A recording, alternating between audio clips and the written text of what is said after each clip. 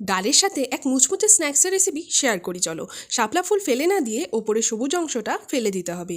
এবারে সাদা পাপড়িগুলো ছাড়িয়ে আলাদা করে নিতে হবে।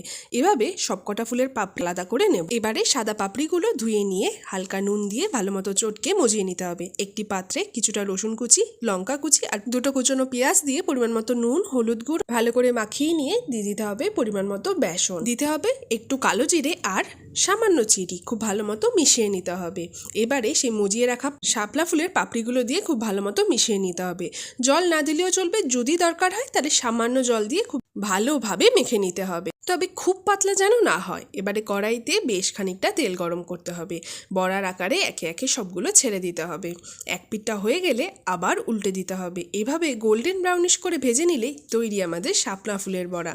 তোমরা কবে রেসিপিটা ট্রাই করছো অবশ্যই জানিও। কেমন লাগলো সেটাও কিন্তু কমেন্ট সেকশনে অবশ্যই জানিও।